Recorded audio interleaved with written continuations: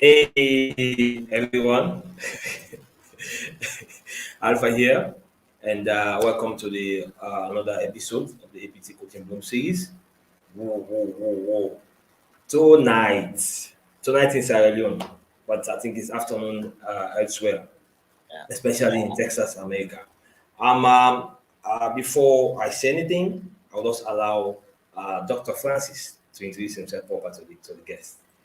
Hello, Dr. Francis. Hello, Coach Alpha. Thank you very much for having me on this wonderful show. I've been closely following it, and I was like, okay, I'm waiting for that opportunity where I will be on board to share with all these great people.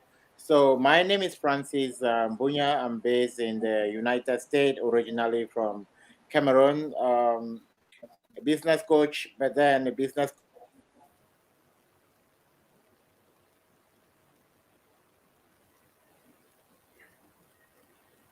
kind Seems of rule out. I think. Within the course of us talking, you get to know more about me.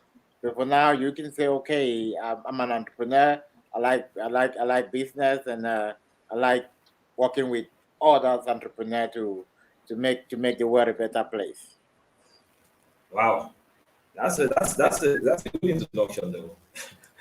Thanks to all the connections, especially on the Twitter, LinkedIn, and Facebook. You guys are wonderful. This is the reason why we are doing this, and moreover, is Yeah. the reason why the Bloom series has been moving on and on. And today we are in the 49th episode. Now, Dr. Francis, today we're talking about a very important topic, which is the journey of an entrepreneur. Okay. Mhm. And one thing I know for sure, and people don't want to talk about it sometimes, Yeah. it has to do with the challenges that comes once you started like on that journey to be an entrepreneur. It's sometimes it can be daunting, it can be rough, it can be bumpy, That's right. especially on the road. Now, I wanted to tell us the audience some of the key highlights that you can just throw light on when you started of you being an entrepreneur. Thank you very much, Coach Alpha. The first thing I want to say before we get into a bit about how I become about entrepreneurship is that it's a mindset, right? So it's more of a mindset and less of what you do. So my journey as an entrepreneur did far back. I can remember when I was still young as 5 and having a conversation with my mom, growing in a village where there was no light, no electricity, no vehicles, and the first day I went to school and I heard my teacher talk about the big cities and how beautiful they were. And I came back home and I asked my mom, why don't we have all of this? And she could not give me a satisfactory answer. And I said, okay, one day when I grow up, I'm going to make sure that this community has beautiful cars, light, and everything. Now, that was me at the age of 5, thinking on transforming the entire community. So there is no doubt today that I'm doing what I'm doing. And when I grew up, I thought being a medical doctor is going to help me really get good money, then change the world.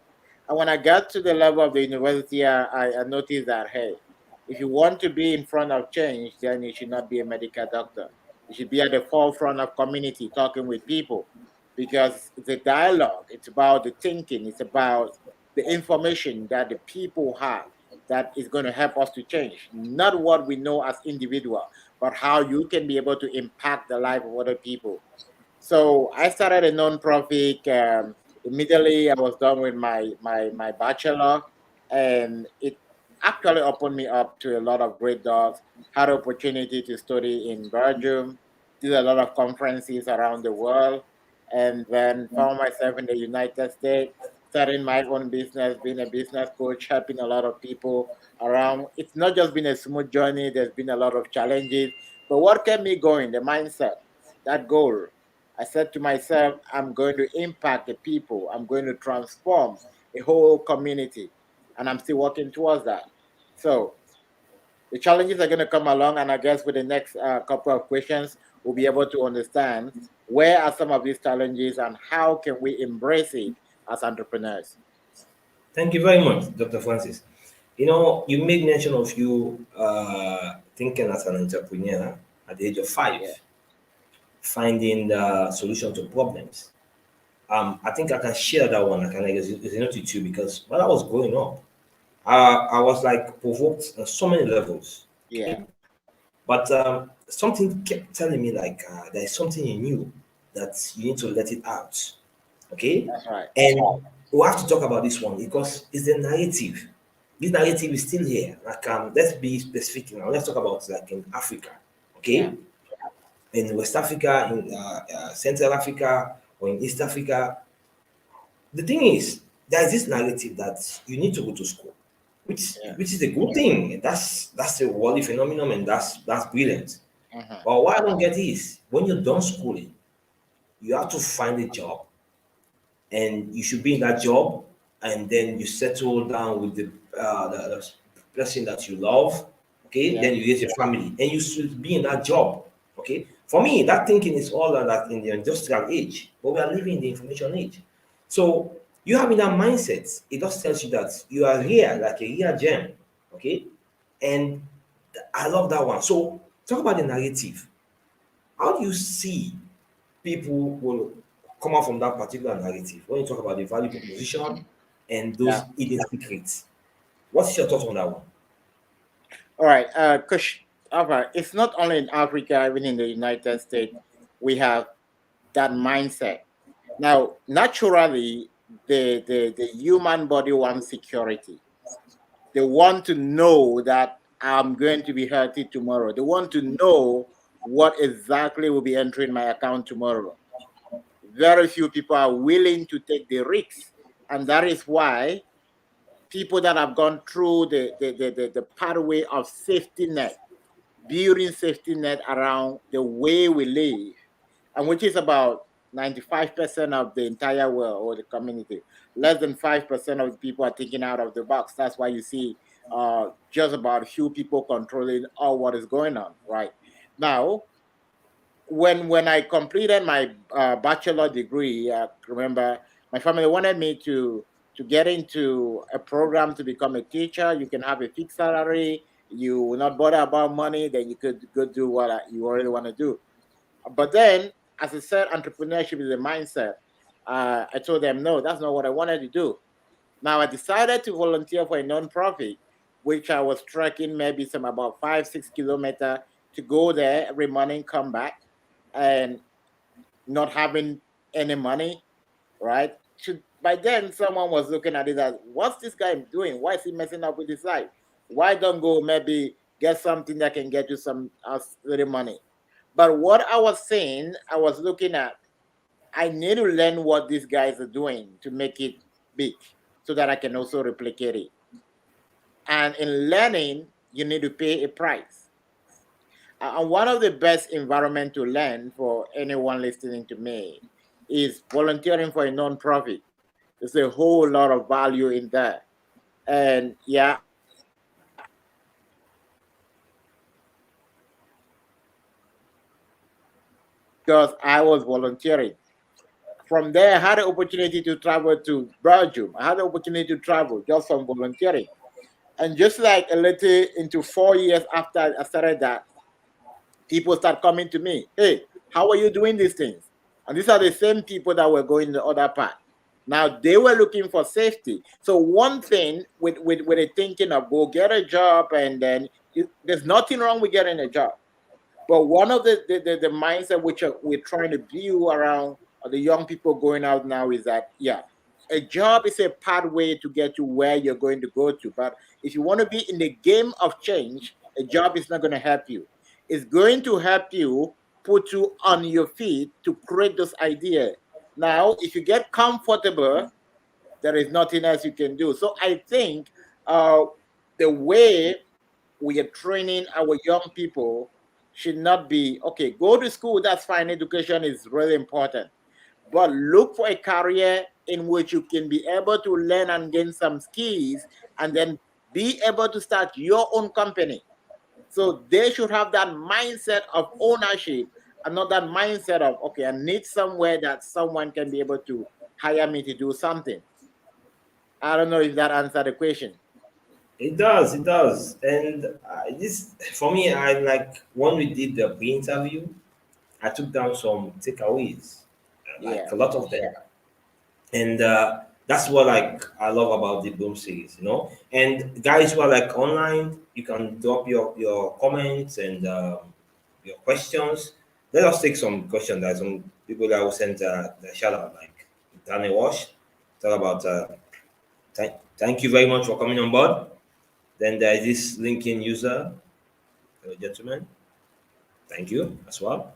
Then there's someone that will agree with you, like the mindset indeed. Okay, so it's a good thing. If you have a question for Dr. Francis, you can drop it, and then we can see how we can answer it. Now, you just spoke about the career pathway. Okay, Yeah. um, there are so many distractions in the world that we live in now today, Dr. Mhm. Francis, especially now with the pandemic. Some people, majority of workplaces that they work from home, and it has been difficult. It has to do with the mental issues, and Yeah. it's so tough. People stay in their homes. So, someone like trying to develop their own career pathway or find their own career pathways. Yeah. What kind of advice can you give to them? Because there are distractions, there are disappointments, there are failures. Okay, so what should they pay attention to? Well, thank you, Coach Alpha. Very important question. Now, the first reason why you're gonna see distraction is that you're working on something you need an immediate result, and you want it so fast that anything on your way become a distraction. Now, when you build a future mentality, you set a goal of the next 10 years, 20 years, you're not going to see COVID 19 as a distraction because it's not going to stay that long, right? So it's an excuse for people who do not build a mentality that goes beyond what they want now. I'm going to give you a typical example about myself. Before COVID 19, I was working purely as a business coach. I have a couple of companies, I was coaching them.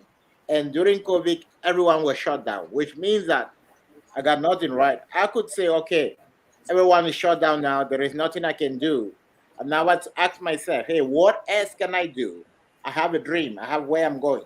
My dream is not to be a business coach. My dream is not to help maybe a youth figure out what they want to do. My dream is to be able to transform a whole community. So something that is so minute cannot stop that big dream. And when I started back, I asked myself the question, what are other possible ways I could help people that need help? And I said, oh, wow. One of the great stuff that really helped me to be able to get in front of the right people was when I wrote my book, Skyrocket Your Business at Zero Cost. And many people were attracted to that book. We started having a conversation. They get to hire me. I said to myself, okay, I don't need to be physically present to teach someone how to do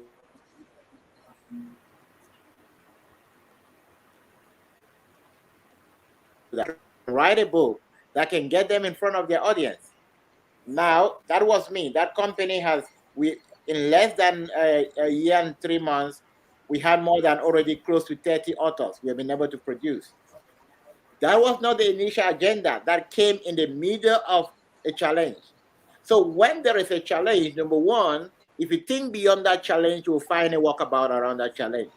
But if you look at that challenge as a roadblock, there is nothing you can do. My advice for most especially young people that are, especially I'm going to talk now specifically within the context of Africa. I understand that it's challenging. Now, I also grew up in that context. I'm not talking like someone from the United States. I'm talking like someone who built a career from scratch. When I completed my bachelor, I was running a non-profit, having more than about 14, 15 other students being under me on internship. Like, it wasn't because I had money, it was because I had the idea. And the people that are willing to buy into your idea and make it work. So, what idea do they have? What are they thinking? What problem do they want to solve? If you're thinking about a problem to solve, then a challenge is a problem for you to solve. So, you're not going to see a challenge as an obstacle, but you're going to see it as a platform for you to overcome and get to the next level. Yes, Woo, that's my take. woo, that's a lot, guys. Just like I started the program, Dr. Francis is a very smart guy. Make no mistake. Okay, he's one of the finest Africa has produced. Yes, I'm proud to say that one because I'm an African, too Thank African. you, Coach Shafa. Um, Now I can resonate with you on that one because this is one thing I love about entrepreneurship. Yeah, When you start your journey, people will look down on you. that's People right. will not believe you. That's Okay, right. and then there's a gift there, but people don't see it that way. Hmm. Because once, like, let's say, for example, you have a couple of friends, and then you start your journey, and you believe in something so badly, like you wanted it, like you want it to happen. Then those people will start saying things to you, like to demotivate you. Okay. Now, it's a trick there. You can miss the Yeah, whole thing, then everything will just go down, like you just end up having a pipe dream. Okay. yeah. Hmm. Now, to maintain that particular flow, that energy, to be motivated, to have that positive self-talk. Okay, Hmm. you have to have that mindset, and that mindset comes with consistency. Yeah, Okay, and consistency enables you to like to be self-disciplined and be yeah, humble. So it has a whole range of things that you have to do. So we'll yeah, talk about that one. In our pre-interview, you made mention of your book, your first book that you published in 2011. That's what yeah. like a long time ago. Okay. Um, there are some benefits that came along. That's right. Could you share those kind of things to us so we can understand? All right. Thank you very much, Coach Shafa. And kind of just reflecting on when I said I'm helping people to publish a book. Now, when I wrote that first book in 2011, the intention was not to help people actually publish a book, right? It was just me uh, pushing forth my career path. And I hardly did I know that 10 years after, I'm going to teach people how to write a book. And now, going back before I get directly to your question, sometimes you don't need to know how the end look like. You just need to be consistent in what you're doing, and things are just going to walk around. I would say, like what we're currently building now is bigger than just teaching people how to write book. And I did not foresee that. It's just by meeting people and brainstorming that happened. Now, getting back to when I wrote my first book in 2011, I was thinking, oh, I'm gonna make some good money from the book. It's a good thing to publish, right? And then you're expecting, oh, you're gonna make some money from the sales. 3 years after, I made zero money, and I was wondering, how do authors make money? Which is also what really got me interested into book writing. And I've written about 4 other books now. I'm working on many others. Now, out of a sudden, someone found that book on Amazon and reach out to me and say, hey, we're looking for someone with your skills to speak in a conference in Ethiopia. It was a UN conference. And I was flew to Ethiopia as a guest speaker in that conference. While in that conference, I was also invited to another conference in the UK, and I also presented in another conference in New York. And that was like the beginning to the open doors to meet so many people. Now, this is something I did like 3 years back and the impact. Now, I also want to kind of reflect back. In 2008, which was like the beginning of my career, I was in Uganda and I met a team. By then, I was an environmentalist, right? I'm still an environmentalist now. I'm just looking at it from the aspect of an entrepreneur. And the team I met there, now circle back, now it's about 14 years, about 13 to 14 years. Now we are now partnering on a project in Cameroon that's currently going on. I was, what if I gave up somewhere along the line and when they were ready, after 14 years, I wasn't there? So, which is where I say, now we need people that should think about what is going to become of me within the next 20 years, 25 years, 10 years. When you hold that long term thinking, you're going to see so much value in your life that you cannot let people distract you. It's very obvious that when you start, no one is going to see the result. No one know where you're going to. When I started, my own friend advised me, hey, look, you have a PhD, go get a job at a university. You're going to get good money, right? You're even going to have your own parent advise you that same way, but they are not seeing what you're saying. Now, it's your conviction, it's your passion, it's you relentlessly working on yourself that you're able to see beyond any obstacle. So it needs to come from the inside. Sometimes we may have motivation by someone is listening to me talking now, the person might be motivated, but that motivation is not complete unless they can align that motivation with their own passion and define their own problem they want to solve. Then in any situation, they're going to find strength to move ahead. Hmm. This is good. This is good. This is good. Before I say something, let's go. Let's like talk about. Let's share some comments. And this linking user, I believe, is Rassi. Is agrees with you, and that's wonderful. And then there's another comment again here. Working with you and publishing my book was very impactful, and I know that one. It's like it's wonderful. Okay. Then there's another comment here from Alpha Bundu from the Facebook. He said like a challenge being a platform to get to the next level is a powerful takeaway. Like I told you guys, Dr. Francis, you will have so many takeaways because he's smart. Not only smart, he's creating an impact. Okay.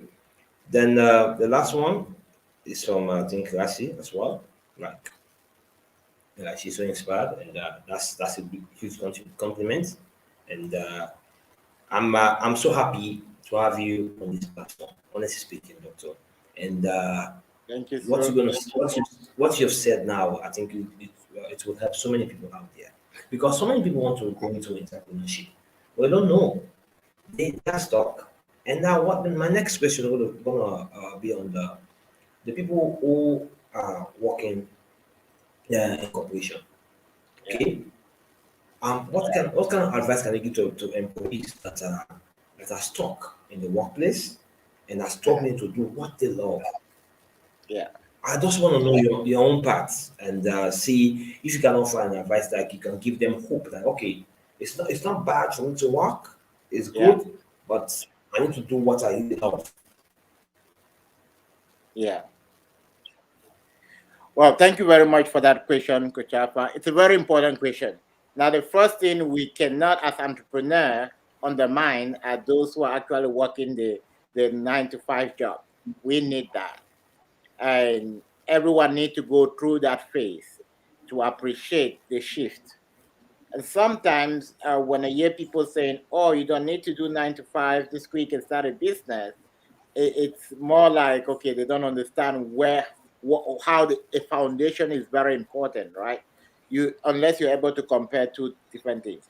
But then one of the stuff, which is in one of the program we are currently building now, in order to look at how we can impact young people to start thinking like entrepreneurs, is more on what we say, okay, if we look at someone that is studying engineering at the high school, someone that's studying on how to become a communication specialist, now we need to start preparing their mindset that it is not bad to get a job, but what you need is to think beyond that job. Like, okay, what me getting this job is about me going somewhere and creating my own company to also open doors for others because the world is growing so fast and we need so many job opportunities. So look at your job as an exit strategy. Give yourself like, okay, I'm in here for 5 years. I need to learn all what I need to learn, and I need to start my own company. I want others to also come in to learn and get an exit route. I run a nonprofit in my country. It's going on now. I have people employed there. The project running up there. When someone come in, I say, hey, look, we want to graduate you. We want to help you and let you go because we want you to create that same impact. I had one of the staff that worked with me, I think 2014. He has started his own nonprofit, and he sent me his wedding invitation card today. This morning, he was saying, "Hey, look, I could not go through this without sending this to you because you taught me all what I knew today." Now that is we getting into a workspace. By then, I was working as a CEO of that company, right? Now I'm training people that are coming in that don't stay here. Work your way out. The same thing when I get into any company, when I'm keeping a job. Currently, now I work as an agile coach for a company as well, which means that I'm working within a time frame. Okay, why am I able to do that? It fit within what I'm doing. I'm doing team coaching. It fit within my scale. So this is me, still an entrepreneur, still running business, still being able to work for a company because I want to achieve something. I want to be able to get to know more deeply what big companies do, how they run the business, getting into that space. For anyone within the job field, now this is my thinking. When I get into any space, my thinking is, how can I be the CEO? How can I be the owner? How can I get to the next level up? I'm not contented about the salary raise and this. I'm contented about bringing more value that take me up, because the more value you bring, no one will be able to withstand that. A typical example, when I started working in 2007, I started as a volunteer. 6 months after, they placed me on 30,000 francs, a CFA francs, that's about $60 a month on stipend. And 6 months after that, I told them, hey, if you're not willing to step this up, I quit. And the triple E, right? Why? Because I knew the value I was creating. So when you know your value, you can always command the price. In any space, whether you're working, whether you're in business, what should be your thinking is, how am I going to double my value? If I work with you this year, Coach Alpha, and next year I come meet you doing the same thing, I'm not going to hire you again, because it's an indication that I'm not going to grow. Yeah, thank you Yes, very yes. much. Um, you just answered the question I was about to ask you. When you were you thinking that this like you see you, so you've shed light on that one. So that's wonderful. And for all the guys who are like sending their comments and asking their questions, okay, and just like agree with you what you just said. We appreciate you guys, and you guys are wonderful. Now, I this the next question is like it's still dear to my heart because it has been troubling. It's like it has been like a tough time for Africa. Yeah, Okay, I'm being specific as in the West Africa, Central Africa, and East Africa. yeah, Now, so many Africans have left and they have gone to other countries in the hmm, West and you name it. They've gone there for greener pasture, which is yeah, not a bad thing. It's a good thing. Now, they left behind their siblings, so many other people that they're like the breadwinners somehow. So or some of them they left at the young age, then they become breadwinners. yeah, Now, I call that the transfer of burden. yeah. Okay, and you can agree with me in Africa. We Africans, it's difficult for us to think for ourselves. We are smart. Make no mistake about that one. But it's That's so right. difficult. So what will happen when if I have a relative out there, if I'm not working, all my burden I will transfer to that relative. I'll put pressure on that relative for them to like send money for me or whatever kind of thing for me to so I can continue to survive. Mm, Now, the thinking is you don't know what he or she is doing out there, what kind of trouble like he or she is going through, the taxes that he or she pays, that's okay, right. what kind of sleepless nights that they have. So, in your scenario, what have you experienced? Okay, and how do you think Africans will start think for their own ways and find situation solution to their problems and Yeah. just like being independent? Mm. Thank you, Coach Alpha. It's a very important question. Now, when we started, I spoke about the mindset. Growing up, I never desired to live out of Cameroon. It was none of my dreams to go out of Cameroon. Now, my focus was on how can I build it, and that focus took me to Uganda, and that focus took me on a scholarship to Belgium, and that focus took me on a scholarship for my PhD, and that focus, most of the trip I did around the world to Brazil, doing conferences here and there, I paid for none of those trips. And then actually having a diversity lottery that permit me to live in the United States, as a permanent resident. Now, none of that was like I was going for greener pasture. My mindset got me to where I am today. And which is one thing I tell anybody, if you put me anywhere in the world, I'm going to survive. It's not the fact that, okay, I have a double advantage now because I'm in the United States. And that's why I need to use that advantage to impact a lot of people. Now, looking at the migration, the shifts, this is the first thing. The first thing which is missing is the thinking that we can only make it out of our environment. And now that's already a limiting belief, and they cannot see anything good in their environment. We know that it's definitely difficult out there, but we also know people that are making it there big time despite the fact that it's difficult. So what we need to do is to be able to challenge our people to be able to start thinking beyond what they are going through. I will also say that most of us that are in the diaspora are also helping to keep our own siblings and family members at the situation where they are today. Now, let's say, for instance, you're related to me and I need to send you money to pay your rent. I need to send you money to do every stuff at the time. I'm not helping you. Now, this is what I do for the people I want to help. If you need help, I'm going to ask you, what idea do you want to, what business idea can you implement? I want to help you raise the capital. I want to show you how you can be able to be successful there. And then you teach them how to do it. And if they are still in college, you want them to justify, you want them to build that mindset. You want them, if they have a break, they should go volunteer. I can pay for you to go volunteer. That's not my problem, but I don't want to pay for you to go for party. I don't want to pay for you to top up your phone. I don't want to pay for you just to go have fun with your friends. Now, also educating them and changing this mindset is going to help us. Now, for those of us that are out here in the diaspora, that have the opportunity to come here in the diaspora, this one mistake a lot of people are making, a lot of people are trapped in, and which if they can somehow shift that, is going to help them. Now we're trapped in working on circles and circles and we want to raise money to a certain extent and do something. Now, this is what is working. You become what your environment is like. You cannot tell me you're going to work for 12 hours every day and still think like an entrepreneur. There's no way.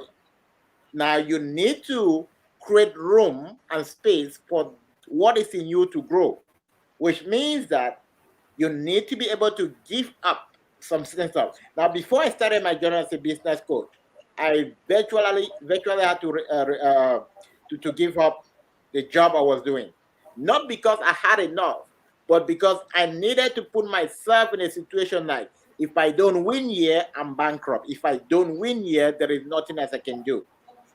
But I'm not advising someone else to do the same thing. We all have different mindset. I did that because I've been in business before. I knew what it was like. If you're not been in business before, get a coach. Coach Alpha is there. There are many other coaches that could help you assess your situation, walk you gradually through that. You can do a 9 to 5. You can use your next 3 hours every evening to start building your career. You'll be able to get an exit plan. But for anyone, if you can think beyond just what you're doing and shift your mindset to where you're going to, have a dream. If your dream is just to travel abroad, when you get there, the dreams die. You start living someone else's dream. So what is your dream? It should be beyond you traveling. It should be beyond you getting smaller stuff done. It's beyond you. My dream is to change the whole of Africa. My dream is to be able to have business institutes all over the world where people can be able to learn how they can rule on their own. Ooh, thank you very much, Doctor. And at this point, Yeah. we're almost at the end of today's episode. It has been wonderful, and I learned a lot. And takeaways were like so much. And the good thing is, it's like the same when we had the pre-interview. It was so wonderful. Okay, and I want to end with this. It's not like a question; it's like your own thoughts. Yeah. The reason why I'm gonna say this is like it's because if you want to write a book, okay, if you want to do business, you want to change your mindset. The person that you need to work with is Dr. Francis. He has like coached so many people on writing their own book. He's that good. Okay. And if you want people to know about what you are doing, okay, you have to tap into the platform of Dr. Francis. Dr. Francis, thank you very, very much. Okay. So any last word to the viewers on this platform? Thank you very much, Coach Alpha. I'm going to pick on I think, the last comment we had. Um, I think that should be Rasi, and she said, I am planting the seed. Now, it's very important. For anyone watching me, now, this is the way I want you to think about yourself. The fact that you're not doing something now doesn't mean that you cannot do it. Now, you need to look at yourself as you are a seed, which means you have potential to grow. If you're not growing, it means you're not being planted in the right environment. So ask yourself this question: I am a seed. Which environment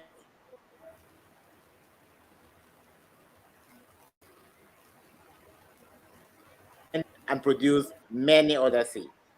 If you can start thinking that way, you will realize that there are many opportunities in front of you that could definitely change the way the way that could definitely shift things around in less than no time.